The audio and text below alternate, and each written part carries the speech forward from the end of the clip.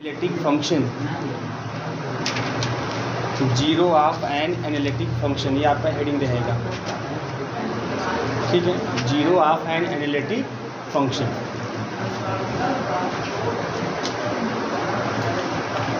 ठीक है, अब किसी एनालिटिक फंक्शन का जीरो क्या होता है। ठीक है, मान लीजिए एफ जेड, ध्यान दीजिएगा आप सभी लोग। एफ जेड मान लीजिए इज एन एनालिटिक फंक्शन है, इज एन एनालिटिक फंक्शन, ये कोई एनालिटिक फंक्शन है, analytic function. Then the value of z, z का वह value of z such that f Z is equal to zero. Z का वह वैल्यू जिस पर एफ जेड की वैल्यू क्या हो जाए, zero, is called zero of an analytic function. ये बहुत ही सिंपल है, एनालिटिक फंक्शन।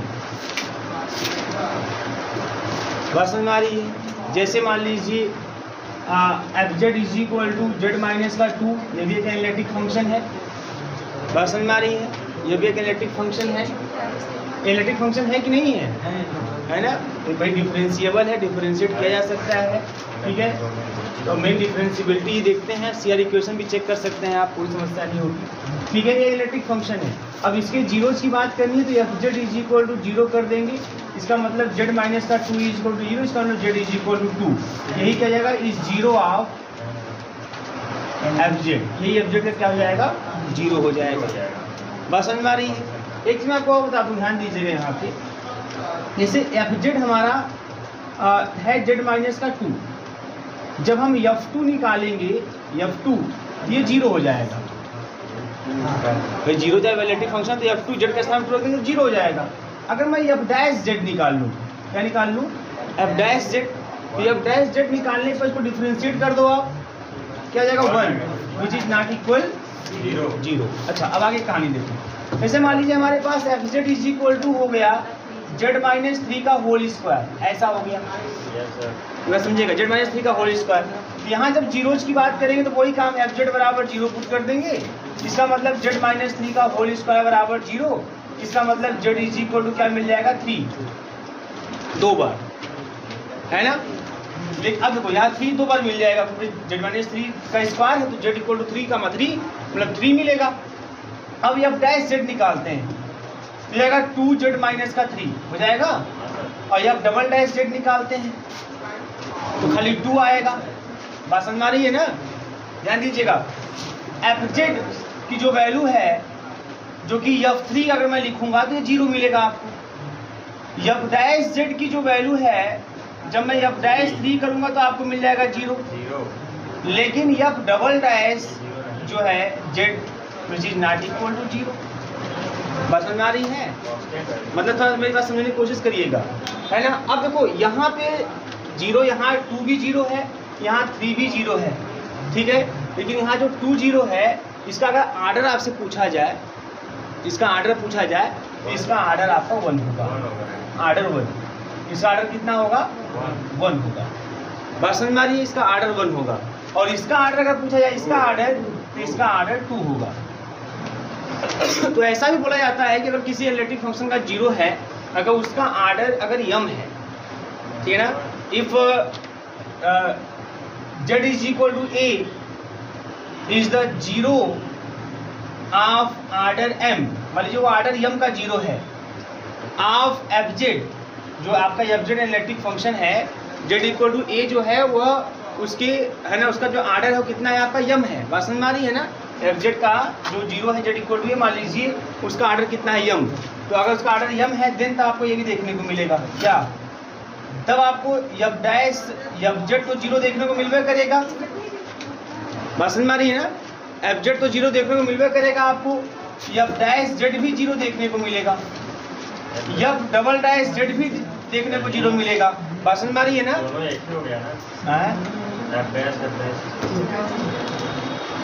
ठीक है ना, ऐसा ही चलता जाएगा। तो ध्यान देना यहाँ पे, जब यहाँ आर्डर 1 है तो उसका फर्स्ट डेरिवेटिव का जो वैल्यू है वो नॉट इक्वल जीरो है, और जब आर्डर जो है यहाँ जेड इक्वल टू 2 रखेंगे, ठीक है ना।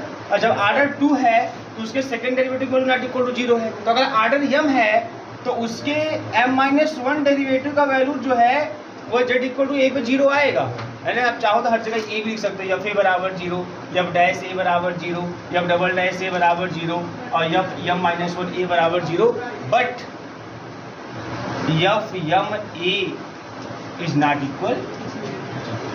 मतलब समझिएगा यहाँ पे सबसे पहली बात तो जीरो क्या होता है आपको समझ में आ गया। जीरो भाई क्या होगा, है ना। हमारा इलेक्ट्रिक फंक्शन अगर एफ जेड है तो जेड की वह वैल्यू जिस पर एफ जेड हमारा जीरो हो जाए वो जीरो आपका इलेक्ट्रिक फंक्शन कहलाता है। उसका आर्डर, तो किसी भी जीरोस का जब आर्डर बताना है तो आर्डर का सिंपल तरीका यह होता है कि आप अगर वो आर्डर 1 का है तो उसका फर्स्ट डेरिवेटिव का जो वैल्यू होगा नॉट इक्वल 0 होगा उस जेड इक्वल टू ए पर। अगर आर्डर 2 का 0 है तो उसका सेकंड डेरिवेटिव का वैल्यू जो है वो नॉट इक्वल टू 0 होगा। जेड इक्वल टू मान लीजिए अगर 3 है तो जेड इक्वल टू 3 पर या F double dash 3 is not equal 0 हो जाएगा। इसी प्रकार से अगर आर्डर m है तो कंफर्म है कि उसके एफ ए की वैल्यू 0 मिलेगी, मतलब एफ जेड में जेड बराबर ए रखने 0 मिल जाएगा, एफ डैश जेड में जेड बराबर ए रखने तो 0 मिल जाएगा। बट एफ एम ए जब उसको m बार हम उसको डिफरेंशिएट करेंगे तो जो आएगा एफ एम जेड उसमें जेड बराबर ए रखने नॉट इक्वल टू 0 मिलेगा। ऐसा होता है तो हम बोलते हैं उस 0 को कि उसका आर्डर कितना है, m है। जैसे मान लीजिए मैं आपसे पूछूं तो बताइए इसका, है ना, यहाँ पर अगर एफ जेड इक्वल में लिख दिया यहाँ पे जेड माइनस का 3 की पावर 5, तो बताओ यहाँ पे 0 के रूप में कौन होगा, 3 होगा। जेड इक्वल 3 अगले में 0 हो जाएगा। अब आर्डर कितना हो जाएगा, है 5 ना भैया, आर्डर 5 हो जाएगा। अब इसको एक बार डिफरेंशिएट करो, 2 बार डिफरेंशिएट करो, 3 बार डिफरेंशिएट करो, 4 बार डिफरेंशिएट करो। इन चारों बार में जब जेड इक्वल टू 3 रखोगे तो आपको 0 मिल जाएगा। लेकिन जब 5वीं बार डिफरेंशिएट करोगे जो आएगा उसमें जेड इक्वल टू 3 रखने में नॉट इक्वल टू 0 मिलेगा। आप करके देख सकते हो, जब 5वीं बार करोगे तो आपको खाली 5 मिलेगा। बात समझ में आ रही है ना, आपको खाली 5 मिलेगा और वहाँ पे जेड इक्वल टू आप 3 रखोगे तो 5 पर रहेगा, नॉट इक्वल 0 हो जाएगा। तो इस तरीके से हम आर्डर पता करते हैं, नोट कर लीजिए, ये आर्डर की बात है।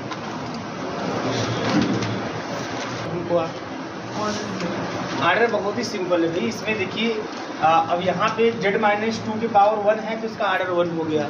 यहाँ पे जेड माइनस 3 का स्क्वायर है तो इसका आर्डर 2 हो गया, है ना। अगर z minus a to the power मान लीजिए यहाँ पे जेड माइनस 3 की पावर 5 तो इसका आर्डर 5 हो गया। ये कहने का मतलब है, बस समझ में आ रही है कि नहीं आ रही है। ऐसे भी यहीं पर अगर आपको सॉल्व करना हो बराबर भाई आर्डर सॉरी 0 कैसे निकालते हैं, बराबर इसी को 0 कर देंगे। जब 0 करेंगे तो यहाँ जेड माइनस 3 की पावर 5 है, इसका मतलब जेड की 5 वैल्यू आएगी, मतलब वो भी सब क्या होगी, सेम। बस समझ में ना। तो यहाँ पे सब तो सेम आएगी, मतलब एक ही आया, तो इसका मतलब जो जेड इक्वल टू 3 है 0 है, इसका आर्डर कितना है आपका 5। बस समझ में आ रही है। कोई भी फंक्शन तो ध्यान रखिएगा आप लोग कि अगर f z has a 0 of order, बहुत ही सिंपल है, ऑफ ऑर्डर m, देन ये भी लिखा होता है कि then f z can be expressible as, तो ऐसे एफ जेड को वैसे एक्सप्रेस कर सकते हैं, can be expressible as f Z is equal to z minus a to the power m और 5z। मतलब जितना ऑर्डर रहेगा ये जेड माइनस ए वाला टर्म जरूर दिखाई देगा आपको, और उसके पावर भी उतना ही दिखाई देगा। जैसे यहाँ पे मैं बोल रहा हूँ कि z is equal to 2 is the 0 of order 1, इसका मतलब कि एफ जेड बराबर क्या दिख रहा है आपको, जेड माइनस 2 के पावर 1, और 5z के रूप में कौन है, 1 है। भाई 1 इंटू कर दें और 1 क्या है आपका 5z। इस तरीके से तो कोई भी फंक्शन है ना, complex variable function, electric function, अगर उसका 0 अगर आपके पास यहाँ दिख रहा है, 0 दिख रहा है, तो अगर उसका जितना आर्डर उसके 0 का होगा वो इस तरीके से जरूर एक्सप्रेस होगा। उसका आर्डर अगर m रहेगा तो जेड माइनस ए की पावर m निश्चित दिखाई देगा, और साथ ही साथ उसके बगल में इंटू 5z के रूप में वो कांस्टेंट 1 भी दिखाई दे सकता है, या कुछ और भी फंक्शन दिखाई दे सकता है। लेकिन हाँ, ये टर्म जरूर दिखाई देगा, जितना आर्डर रहेगा जेड माइनस ए की पावर उतना जरूर दिखाई देगा। जैसे यहाँ पे मैं बोल रहा हूँ कि जेड माइनस 3 की पावर 5, यहाँ z equal to 3 is the 0 of order 5, तो देखो यहाँ पे जेड माइनस 3 की पावर 5 भी है ऊपर, है ना। ये चीज़ जरूर आपको दिखेगा, ठीक है। चलिए अच्छा एक चीज़ और मैं आपको थोड़ा समझाता हूँ तो समझने की कोशिश करिए। जैसे मान लीजिए, अच्छा बताइए आप लोग कि एफ जेड बराबर साइन जेड यह एनालिटिक फंक्शन है कि नहीं है, बोलिए। एफ जेड बराबर साइन जेड है कि नहीं एनालिटिक फंक्शन। चलो और सिंपल ले लेते हैं, ई के पावर जेड है कि नहीं है, एनालिटिक फंक्शन है। कैसे पता आप लोगों को, डिफरेंशिएबल है, डिफरेंशिएबल। चलो आप देखो ऐसे भी कर सकते हैं, ऐसे भी आप देख सकते हैं, ई की पावर एक्स, ई की पावर आई वाई करके, है ना। तो ई के power X cos X plus i e के power X cos Y plus sine Y, है ना।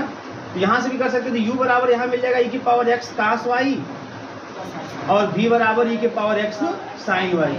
CR इक्वेशन भी चेक कर सकते हो आप, है ना। तो डेभा u अपान डेभा अगर x निकालोगे तो e के पावर x कास वाई ही आएगा, और डेभा v अपान डेभा y निकालोगे अगर आप तो आपको यही मिल जाएगा। इसको y के रेस्पेक्ट में कर दो आप। फिर डेभा u अपान डेभा y निकालो तो माइनस e के पावर x साइन y हो जाएगा, और डेभा v अपान डेभा x निकालो तो वही आएगा लेकिन निगेटिव साइन के साथ आएगा, है ना। तो माइनस का डेभा v अपान डेभा x आएगा। तो CR इक्वेशन सेटिस्फाई हो रहा है, इसका मतलब आपका एनालिटिक फंक्शन है। इसका एक्सपांशन कर दें, तो इसका एक्सपांशन कर देते हैं, इसका एक्सपांशन कर देते हैं। तो इसका एक्सपांशन आप करते हैं तो क्या मिलेगा आपको 1 प्लस जेड, ऐसे ही होता है भाई, बहुत सिंपल है। e के पावर x का एक्सपांशन क्या होता है 1 प्लस x अपान फैक्टोरियल 1, ऐसे ही नहीं चलता है, फैक्टोरियल तो ऐसे ही चलता है। तो 1 plus Z upon factorial 1 plus Z square upon factorial 2 plus dot dot dot. बोलिएगा कंफर्म है ना, ऐसे कंटिन्यू हो जाएगा। अब ध्यान दीजिए, ऐसी सिचुएशन में अगर हम इसको देखें यहाँ पे तो देखो a जो है ना इसको बोलते हैं a0, जो इसके एक्सपांशन में a जो है a0 है, और z का जो कोफिशिएंट है यहाँ पे वो a1 होता है, यहाँ ये आपका a2 होता है। बात समझ आ रही है ना, ऐसे कंटिन्यू होता चला जाता है। बात समझ आ रही है। एक चीज़ आप ध्यान रखें, जो an होता है वह fn a upon factorial n होता है, ये दिमाग में आपके रहे, वो fn a upon factorial n होता है। a मतलब जो उसका nवां कोफिशिएंट होता है, ठीक है। ये भी हल्का इन्फॉर्मेशन आपके पास होनी चाहिए एक एनालिटिक फंक्शन के केस में, इसलिए बोलो किताब में ऐसा कुछ लिखा हुआ था, आप पढ़े तो कंफ्यूज नहीं होंगे। चलिए ये हो गया। अब हम लोग बात करते हैं है ना किसकी, सिंगुलरिटी। आइए सिंगुलरिटी की बात करते हैं, ठीक है।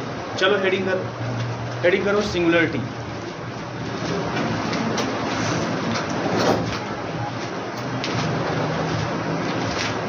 ठीक है, इसको मिटाते हैं। अब सिंगुलरिटी की बात करते हैं। देखिए सिंगुलरिटी क्या है, यही मेन हमको सिंगुलरिटी पढ़ना है। जीरोज तो हमको बहुत विशेष नहीं, जीरोज तो बहुत सामान्य सा है। अगर आप लोग है ना पॉलिनोमियल पढ़े हैं, अगर 10th में 10 में अगर पॉलिनोमियल आप पढ़े हैं तो वहाँ पे भी हम लोग रूट्स निकालते थे, जीरोज निकालते थे, है ना।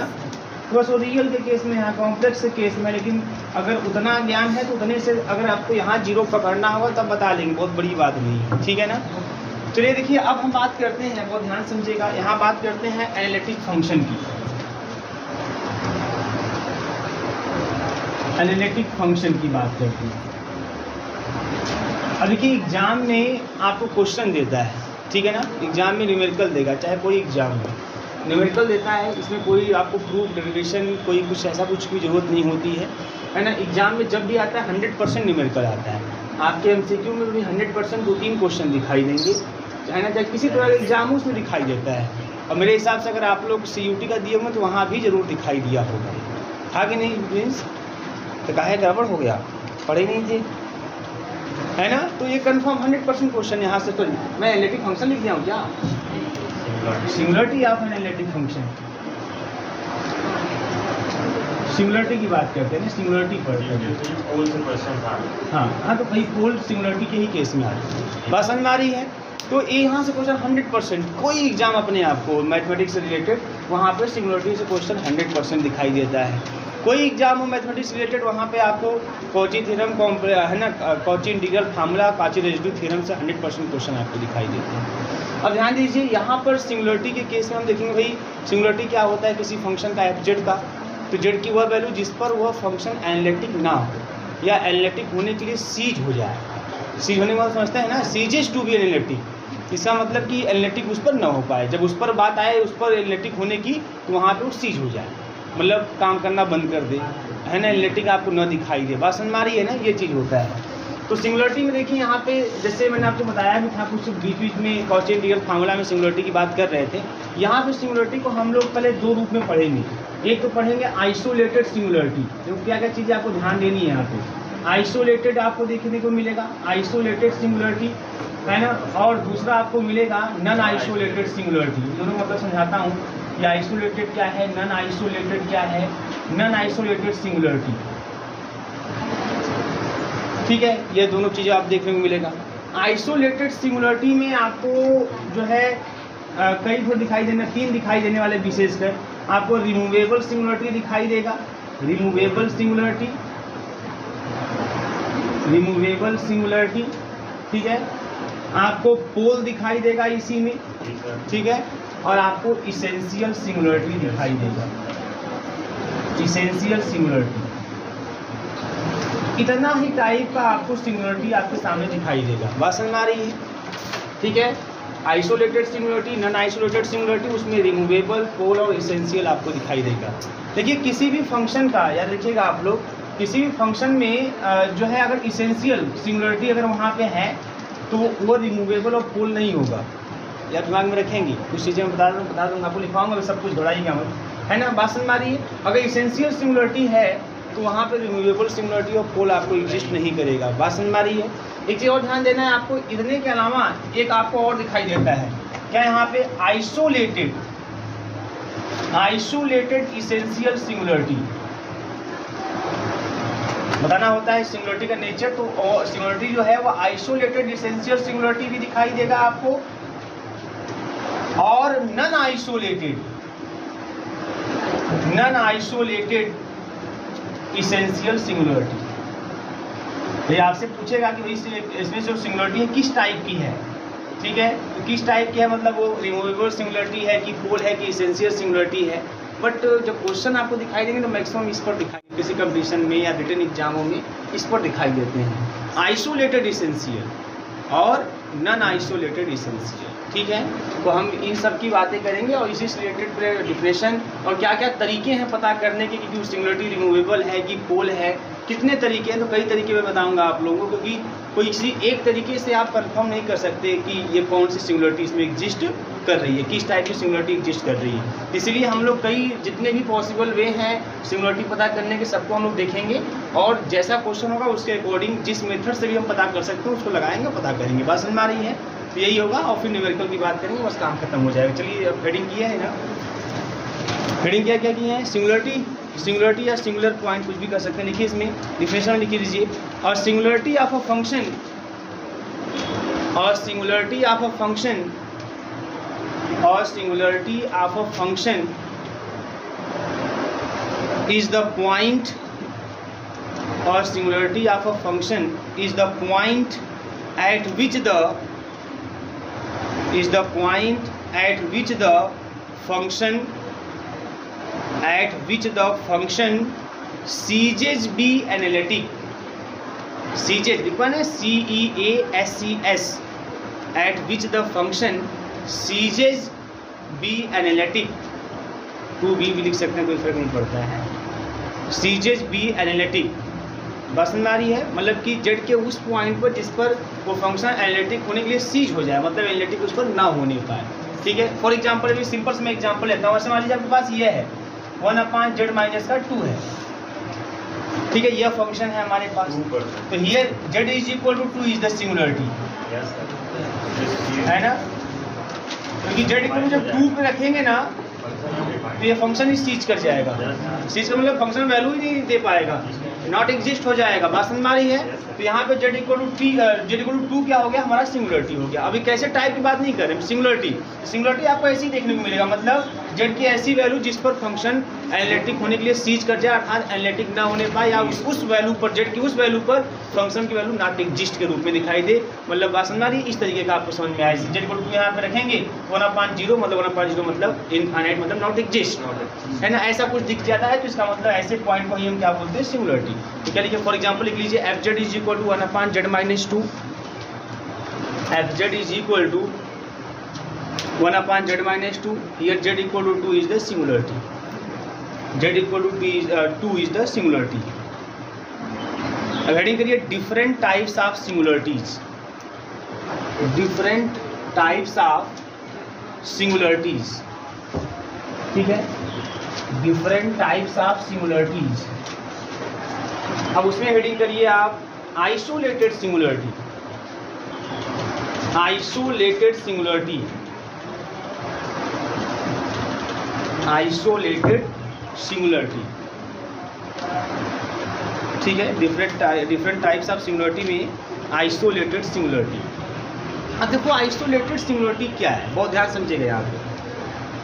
देखिए किसको, अगर एफजेड हमारा कोई फंक्शन है, कॉम्प्लेक्स वेरिएबल फंक्शन, तो z = a को हम कब कहेंगे कि यह जो है सिंगुलरिटी है और आइसोलेटेड सिंगुलरिटी है। ध्यान दीजिएगा, आइसोलेटेड सिंगुलरिटी का केस यह होता है, अगर z = a इस fz की आइसोलेटेड सिंगुलरिटी है तो z = a पे पहली बात तो फंक्शन एग्जिस्ट नहीं करेगा, पहली बात तो ये कंफर्म होगा। अगर यह z = a इसके लिए fz के लिए आइसोलेटेड सिंगुलरिटी काम कर रहा है तो z = a पे इस फंक्शन की वैल्यू एग्जिस्ट नहीं करेगी, है ना। और ये तो होता है सिंगुलरिटी की बात, भाई एग्जिस्ट नहीं करेगी। दूसरी बात, आइसोलेटेड वर्ड का मतलब क्या है यहाँ पे, आइसोलेटेड वर्ड का मतलब यह है कि जो भी सिंगुलरिटी आइसोलेटेड होगी उसके नेबरहुड में, है ना, उसके नेबरहुड में कोई और सिंगुलरिटी एग्जिस्ट नहीं करनी चाहिए, उसके नेबरहुड में कोई और सिंगुलरिटी एग्जिस्ट नहीं करनी चाहिए। नेबरहुड में कम से कम कोई एक नेबरहुड उसका जरूर मिले, कम से कम कोई एक नेबरहुड उसका जरूर मिले, है ना, जिसमें कोई और सिंगुलरिटी उसके अलावा न आए, ऐसे भी कर सकते हैं। पसंद आ रही है। जैसे मान लीजिए कि मैं यही बोला हूँ fz = जो भी अभी एग्जाम्पल देखा 1/z - 2, यह 2 is the singularity and 2 is also the isolated singularity. ये 2 यहाँ पे आइसोलेटेड सिंगुलरिटी है, क्यों? क्योंकि 2 के नेबरहुड में, नेबरहुड जब इसका निकालेंगे 2 का, तो जैसे अभी हम रियल से पढ़े हैं ना नेबरहुड के बारे में, लेकिन वही चीज़ यहाँ पे भी चिपका देते हैं सेम कॉन्सेप्ट पे। तो 2 - ε 2 + ε है तो उसका नेबरहुड होगा, या 2 में से 2 भी घटाएं, जो भी जोड़ दें, कुछ भी घटा दें, कुछ भी जोड़ दें, तो बन जाएगा नेबरहुड। अब इसके इस वाले जो है सेट में या इस वाले इंटरवल में 2 के अलावा क्या और कोई पॉइंट ऐसा है जिसका फंक्शन नॉट एग्जिस्ट हो रहा है क्या? इसमें जब 2 रखेंगे तब ना नॉट एग्जिस्ट होगा, 2 के अलावा कुछ भी रखेंगे वो फंक्शन की वैल्यू आपको मिलेगी। तो मतलब ये कहने मतलब है कि अगर z = 2 जो है यहाँ सिंगुलरिटी है, आइसोलेटेड सिंगुलरिटी है, तो इसका मतलब ये हुआ कि 2 के अबाउट कम से कम कोई एक नेबरहुड तो ऐसा जरूर एग्जिस्ट करे जिस नेबरहुड में उस 2 के अलावा कोई और सिंगुलरिटी एग्जिस्ट करता हुआ न दिखाई दे। बात समझ में आ रही है? तो इसको बोलते हैं आइसोलेटेड। अगर मान लीजिए ऐसा हुआ कि 2 सिंगुलरिटी है और इसके अगल बगल कहीं भी जा रहे हैं, हर पॉइंट सिंगुलरिटी के रूप में दिखाई दे रही है, तब उसे बोलते हैं नॉन आइसोलेटेड। देखो आइसोलेट मतलब अलग होना, आइसोलेट मतलब क्या होता है? अलग होना, ब्रेक हो जाए, मतलब कि वह मतलब एक पॉइंट सिंगुलरिटी के रूप में है तो बीच में जगह खाली है, उसके बाद कोई दूसरा पॉइंट बाद में आ रहा है, कुछ गैप के बाद आ रहा है, फिर कुछ गैप के बाद अगला पॉइंट आ रहा है सिंगुलरिटी के रूप में। बात समझ में आ रही है? तो इसको बोलते हैं आइसोलेट, मतलब अलग अलग हो जाना। अगर मान लीजिए ये सिंगुलरिटी है, इसके ठीक बगल वाला भी सिंगुलरिटी है, फिर बगल वाला सिंगुलरिटी है, मतलब जो भी पॉइंट उसका अगल बगल दे रहे हैं सब सिंगुलरिटी है, तो बोलते हैं नॉन आइसोलेट। मतलब वो आइसोलेट अलग नहीं हो पा रहा है, वो लगातार है। तो अगर अलग हो पा रहा है तो उसको बोलते हैं आइसोलेटेड। जैसे भी मान लीजिए मैं ऐसे बोलूँ या z = है ना z/z - 1 z - 2 z - 3, तो यहाँ पे 1 2 3 is the singularity and all are the isolated singularity. ये सब का सब आइसोलेटेड। भाई 1 के बाद सीधे 2 आ रहा है, बीच में गैप हो गया, भाषण में 2 के बाद सीधे 3 आ रहा है, बीच में गैप हो गया, इसका मतलब 1 2 3 इज द आइसोलेटेड सिंगुलरिटी। बात समझ में आ रही कि नहीं आ रही है आप लोगों को? और नेबरहुड के बारे में देखें तब भी देखो यहाँ पे कम से कम एक नेबरहुड मिलना चाहिए, तो मिल जाएगा ना। अगर 1 की बात है तो 1 में 0.5 रेडियस ले लो आप, 1 में से 0.5 घटाओ, 0.5 जोड़ो, अब जब मिलेगा 0.5 से 1.5, अब 0.5 से 1.5 के बीच में इसमें कौन सी सिंगुलरिटी? खाली 1 है और कोई नहीं ना आ रहा है। अगर ऐसा नेबरहुड एग्जिस्ट करता है तो ऐसे सिंगुलरिटी को हम आइसोलेटेड बोलते हैं। तो ये नेबरहुड के केस में है। और आपको सिंपल समझना है ना, एकदम फील करके सिंपल समझना है कि यहाँ आइसोलेट होता हुआ दिखाई दे, अलग अलग होता हुआ दिखाई दे। बात समझ में आ रही है ना? ऐसा नहीं कि लगातार मिले, कुछ रख रहे हैं सिंगुलरिटी है, कुछ ले रहे हैं सिंगुलरिटी है, ऐसा है तो है नॉन आइसोलेटेड। अगर ऐसा है कि नहीं एक पॉइंट सिंगुलरिटी के रूप में हो गया तो फिर गैप है, फिर दूसरा पॉइंट कुछ देर बाद आ रहा है या कुछ इंटरवल के बाद कुछ आ रहा है आपको, तब उसको बोलते हैं आइसोलेट। मतलब पहले और दूसरे के बीच में गैप होना चाहिए, है ना, ये होता है आइसोलेट का मतलब। अगर कंटिन्यूअस है, कंटिन्यूअस हर पॉइंट सिंगुलरिटी के रूप में दिखा जाए तो नॉन आइसोलेटेड। बात समझ में आ रही है ना? ऐसा तो इसी को लिखा है, लिख लीजिए। चलिए बहुत तेज है आप लोग। हेडिंग क्या ना आइसोलेटेड सिंगुलरिटी। देखिए a point z = a small a, a point z = small a is said to be isolated singularity of fz, is said to be isolated singularity of fz, isolated singularity of fz if number first fz is not analytic if number first fz is not analytic at z is equal to a। पहला बात कि z equal to a पर fz analytic नहीं होना चाहिए। Number first fz is not analytic at z is equal to a, fz is not analytic at z is equal to a। Number second fz is analytic in the deleted neighborhood of fz is analytic in the deleted neighborhood of z is equal to a, fz is analytic in the deleted deleted neighborhood of z is equal to a, that is there exist deleted neighborhood of z is equal to a, that is there exists a neighborhood of z is equal to a, containing z equal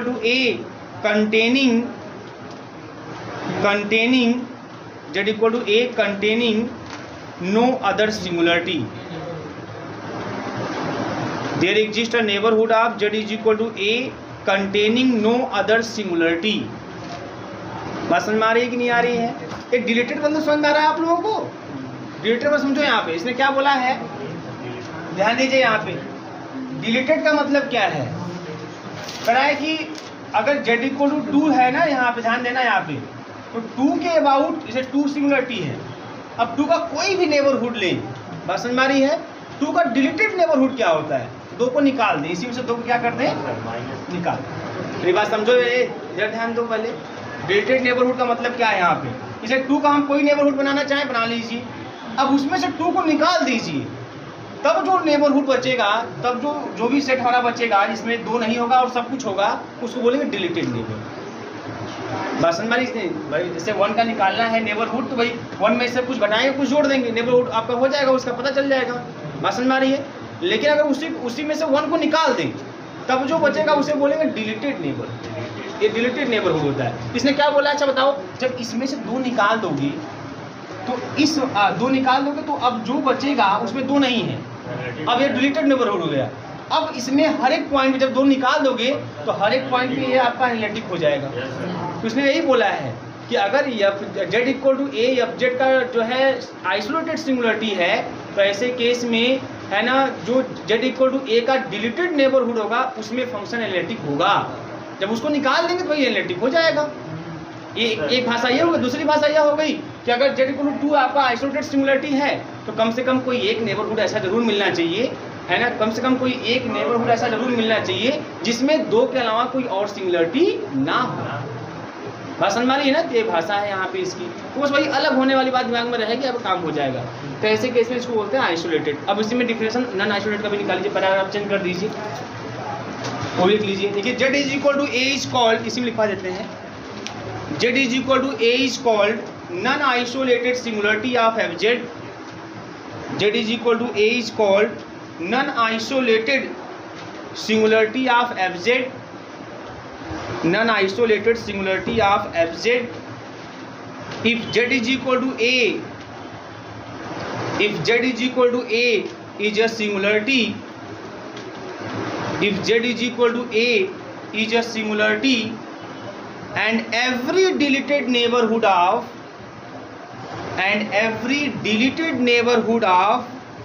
z is equal to a, and every deleted neighborhood of z is equal to a containing या contains at least one singularity of fz, contains at least one singularity of fz, at least one singularity of fz। बात समझ में आ रही है? One singularity of fz। ये बात समझ में आएगी नहीं आप लोगों को? मतलब यह है कि कोई भी नेबरहुड उसका डिलीटेड नेबरहुड लें, उसमें सिंगुलरिटी होना चाहिए। डिलीटेड कर दिया मतलब 2 को निकाल के, उस पॉइंट z इक्वल टू ए को निकाल कर, उसको निकाल कर कोई भी नेबरहुड लें तो उसमें सिंगुलरिटी मिलनी चाहिए। अगर नहीं मिलती है तो आइसोलेटेड, अगर उसमें कोई और सिंगुलरिटी मिल गई तो क्या बोलेंगे, नॉन आइसोलेटेड। बात समझ में आई कि नहीं आई आप लोगों को? और मैंने आपको पहले ही समझा दिया, देखो बहुत सिंपल तरीका होता है। सिंगुलरिटी पता करना है जेड की वह वैल्यू जिस पर फंक्शन एनालिटिक ना हो, जिस पर फंक्शन की वैल्यू एग्जिस्ट ना करे, ठीक है ना। अब वो जो सिंगुलरिटी है आपको ये देख लेना है कि जो जो सिंगुलरिटी फंक्शन की है क्या उसके बीच में गैप बन रहा है कि नहीं बन रहा है। अगर बन रहा है तब तो भैया हो जाएगा आपका आइसोलेटेड। अगर लगातार मिल रहा है उसके आसपास हर नेबरहुड में सिंगुलरिटी कुछ एग्जिस्ट करे तो नॉन आइसोलेटेड। जैसे मैं आपको बता दूं यहाँ पे फॉर एग्जांपल में अगर हम बात करें नंबर फर्स्ट, अगर मैं बोलूँ यहाँ पे एफ जेड बराबर 1/z माइनस का 2 हो तो यहाँ पे z equal to 2 is the isolated. या आइसोलेटेड है, आइसोलेटेड है ना सिंगुलरिटी है, ये आइसोलेटेड सिंगुलरिटी है। बात समझ में आ रही है ना, ये आइसोलेटेड सिंगुलरिटी है। कैसे पता है यहाँ पे, क्योंकि z इक्वल टू 2 के अबाउट अगर कोई भी नेबरहुड लेंगे और उसमें से 2 अगर निकाल देंगे तो उसमें उसके बाद उसके हर एक पॉइंट में फंक्शन एनालिटिक हो जाएगा।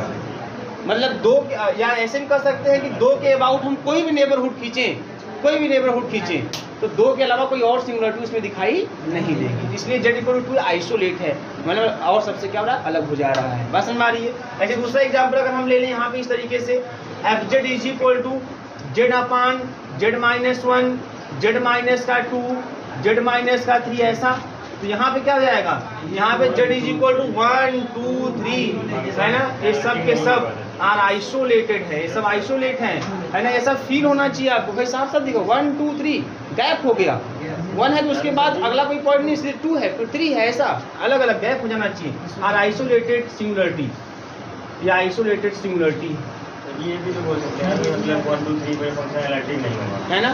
और डिलीटेड के रूप में अगर कहें तो 1 के अबाउट है ना हम कोई नेबरहुड ड्रॉ करें, ठीक है ना।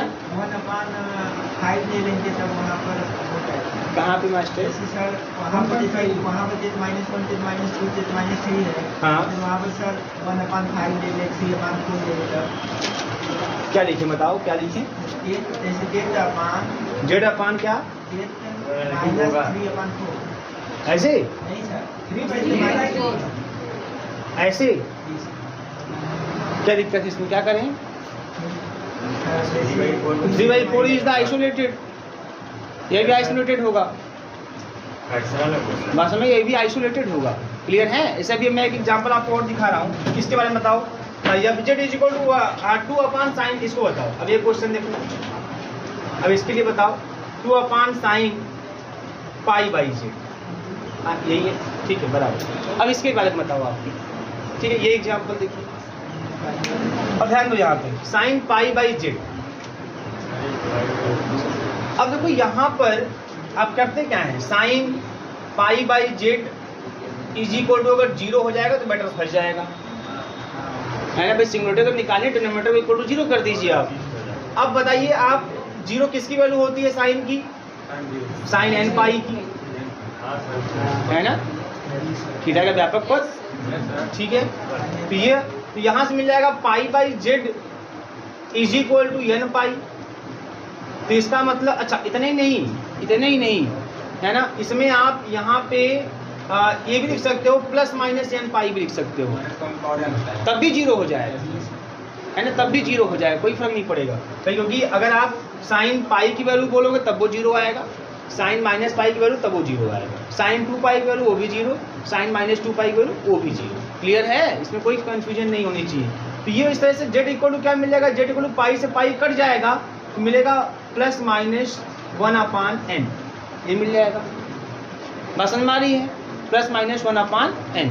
अब ध्यान दो यहाँ पे, अगर यहाँ पर बहुत सिंपल सा है कंडीशन कि यहाँ पर अगर मैं बोलूँ z इक्वल टू 0, ये प्लस सिंगुलरिटी है कि नहीं, z इक्वल टू 0 अगर मैं रख दूँ तो z इक्वल टू 0 सिंगुलरिटी है कि नहीं, है भाई, है ना भाई। देखो ये 0 आना चाहिए, इसे z इक्वल टू 0 यही रखो, z इक्वल टू 0, तो π/0 मतलब sine infinite not exist, infinite नहीं होता, नॉट एग्जिस्ट केस बन जाएगा, मतलब z इक्वल टू 0 सिंगुलरिटी है।